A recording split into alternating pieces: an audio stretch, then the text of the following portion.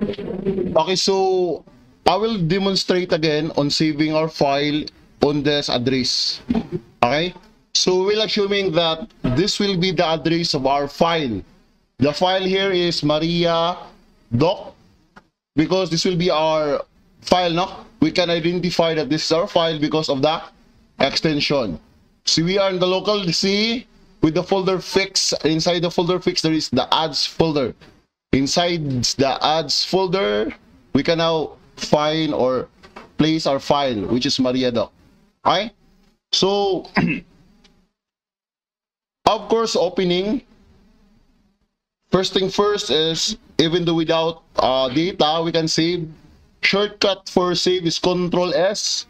Control on the keyboard, then plus is, ayun na pisita, plus ha. Okay?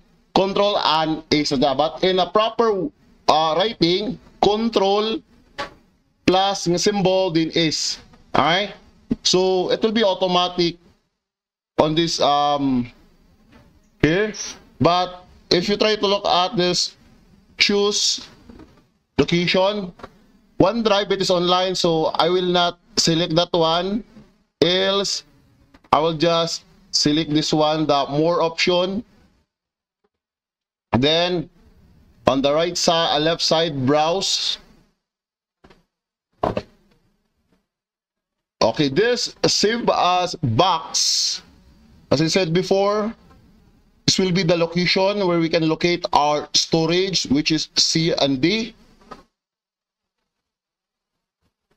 If you try to look at C and D, of course, if there is no D, automatic C na siya. I don't care the name. Just look carefully whether it's C or D. Okay? It doesn't matter the name. It's just that letter. Okay? So, if I have here the the sample C, okay? So, we'll locate this one, C. Okay? Double click this one. Okay? If you try to look at this, the address, this will be the address. This one. Okay? And then we will find this folder, fix. Of course, if there is no folder fix, we will create. Okay? To create, just click this new folder or the icon nga, folder of icon na ay imabaw nga naka-plus. But mostly, since it is Windows 10 pataas, you can find this one new folder. Okay? Just click this one, and then it is highlighted automatic, so there's no need to back space. Just type the folder name, and then if you try to look at this one's open, this means you will open the folder. And of course, we are now inside the fixed folder. All right, so it's the same here, and of course we will create the folder again, which is the ads. Okay, same process, new folder, rename into ads, and of course open. Why we open it? Because that is a folder. Okay, and of course now the file name. Again, the file name will be your full name. This is just an example. Full name. Okay? Huwag mong pangalan si Juan de la Cruz. Juan de la Cruz Batang. Ayaw your full name ha.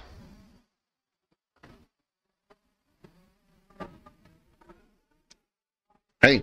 So, you can find again in the C fix folder,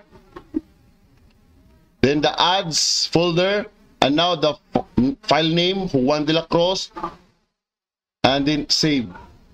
Okay? You will notice that on the title bar, you can now see the full name, your full name. Okay?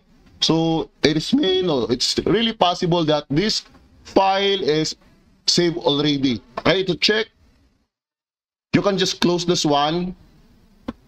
Close. Okay?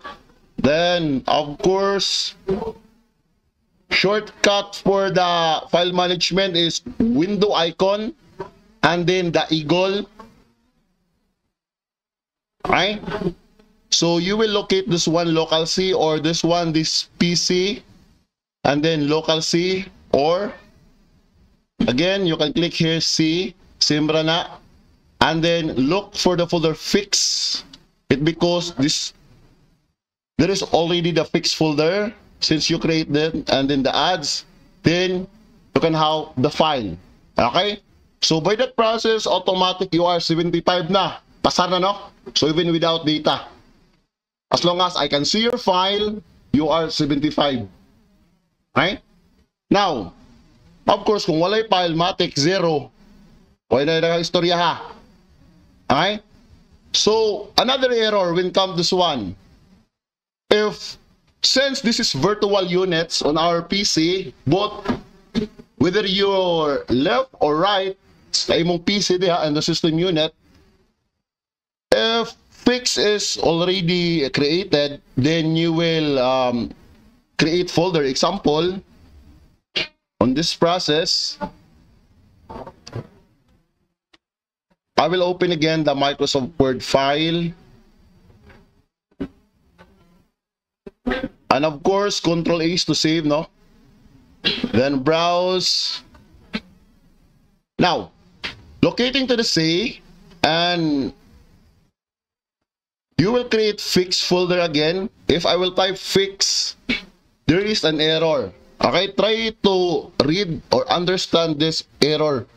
Okay, the destination is already contain a folder named fix. So, of course, you still want to merge this folder. Of course, if the folder is already created, so this will error appears. So that is why you will just no or yes. When you yes, of course, it will merge to the existing folder.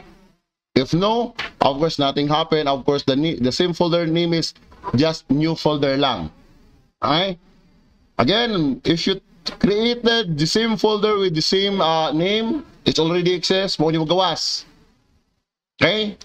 The destination is already have a folder name fix. So that is why this message or error will appear. Okay? Just yes or no. You can just yes. Automatic.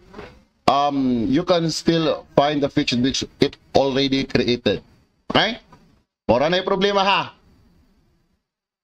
Actually, di lagi na yung problema. Another scenario.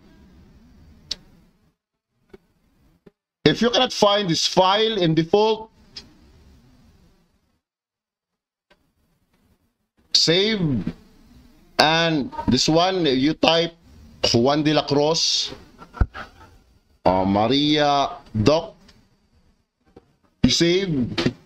Then if you check this file, it is Maria Doc is already a file, full name of your file, so which is it is you or ikaw naghimuan ni. So just close and then open the destination folder o gasa nato gi-save. Local C, click fix, ads. Di ba wala kayo nakita? So go back to the documents because documents the default storage. Then maybe you save in the default storage in the doc. Okay?